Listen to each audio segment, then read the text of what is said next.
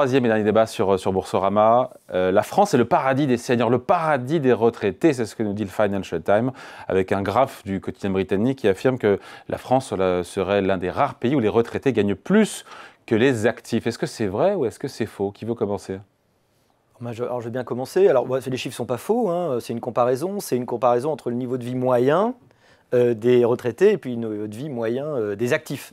Alors, pas du reste de la population. Oui, des actifs, attention, évidemment. Ouais. Alors, évidemment, le problème de la moyenne, c'est que la moyenne, c'est une menteuse. Parce que dans la moyenne, vous avez plein de choses. Vous pouvez avoir des écarts types, une variance qui est énorme. Ça ne veut pas dire que tous les riches, tous les retraités sont très riches, évidemment, et que tous les actifs sont pauvres. En réalité, il y a une très grande diversité.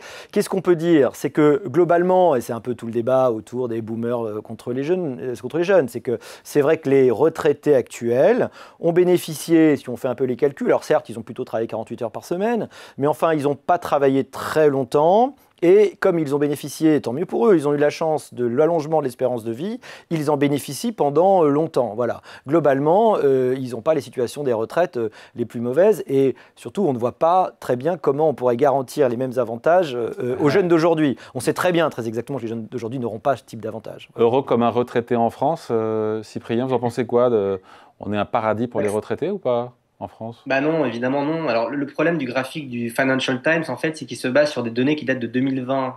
Or, il y a des données plus récentes qui suggèrent au contraire une forme de décrochage du niveau de vie relatif des retraités par rapport aux Français, enfin au reste des actifs. Pourquoi? Parce que ils ont été moins protégés de l'inflation que les actifs, qui ont bénéficié de mesures, notamment de la revalorisation de la prime d'activité.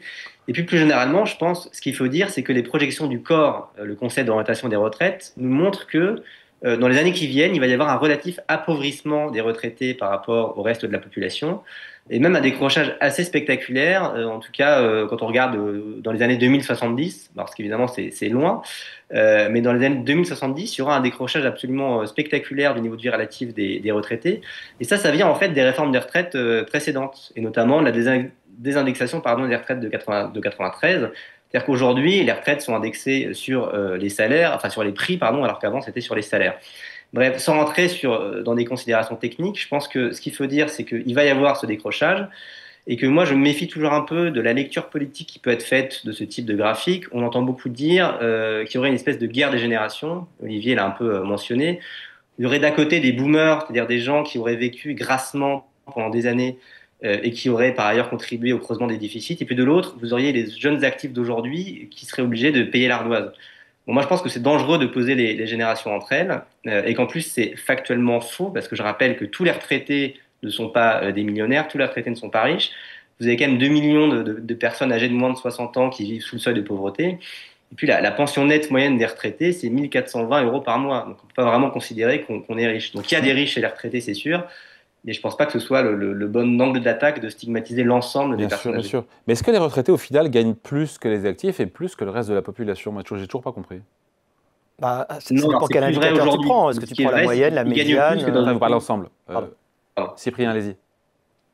Non, je disais, c'est plus vrai aujourd'hui, mais comment dire? En tout cas, ça a tendance à diminuer. Mais ce qui est vrai, en revanche, c'est que les retraités en France, quand vous comparez par rapport à beaucoup d'autres pays, on fait partie de tous les pays qui les traitons le mieux, entre guillemets. Ça c'est vrai, c'est ce que montre le graphique du Financial Times. Après, je pense qu'il faut plutôt s'en réjouir, plutôt que s'en offusquer, justement, le fait qu'on traite correctement nos retraités. Oui, c'est vrai qu'on traite bien nos retraités, et c'est vrai aussi que la tendance ne va faire que se dégrader. Alors, ce n'est pas à cause des réformes Fillon, au contraire, qui essayent plutôt d'empêcher les choses en faisant que les gens travaillent un peu plus longtemps pour qu'on puisse avoir un peu plus de moyens. Mais c'est tout simple. Dans les années 60, encore une fois, 70, il faut répéter, on avait 4 cotisants pour un retraité. Aujourd'hui, on a 1,5 cotisants. En fait, c'est l'État qui va compenser le manque à gagner. Parce que, théoriquement, il faut se dire, on aurait pu faire ce système. D'ailleurs, la répartition, c'est il y a une poche qui prend, on prend dans une poche pour aller tout de suite dans l'autre. Et donc, normalement, ça devrait être équilibré. Si on avait vraiment équilibré, là, aujourd'hui, seraient déjà très pauvres nos retraités. Ou alors, on devrait prendre une part extrêmement importante du salaire des gens. Aujourd'hui, il faut savoir, c'est 28% du salaire brut en moyenne pour la cotisation retraite qui part. Et à un moment donné, vous ne pouvez pas trop élever parce que ça enlève le salaire net des gens qui travaillent actuellement. Le taux de remplacement, c'est-à-dire en fait votre pension par rapport à votre dernier salaire, ne va faire que baisser dans les prévisions du corps. Pourquoi? Mais à cause du déséquilibre économique. On est enfermé dans ce problème, enfin du déséquilibre démographique par exemple.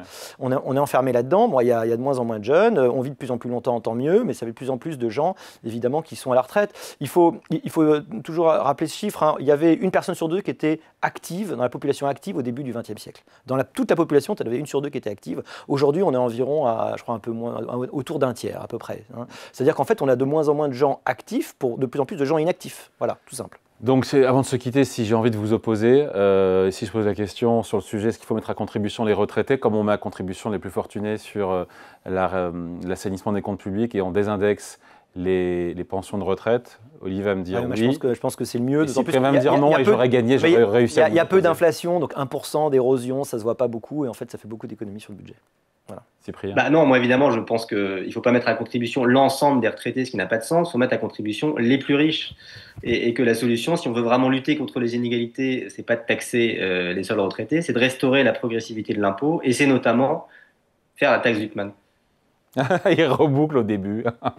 Allez, le mot de la fin. La capot est finie. Maintenant, voilà, la boucle est bouclée, n'est-ce pas? Bon, allez, merci à tous les deux. C'était vraiment intéressant et ce sera évidemment à voir en replay.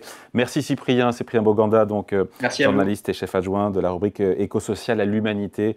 Et Olivier Babot, face à vous, président de l'Institut Sapiens, essayiste et professeur à l'Université de Bordeaux. Merci à tous les deux.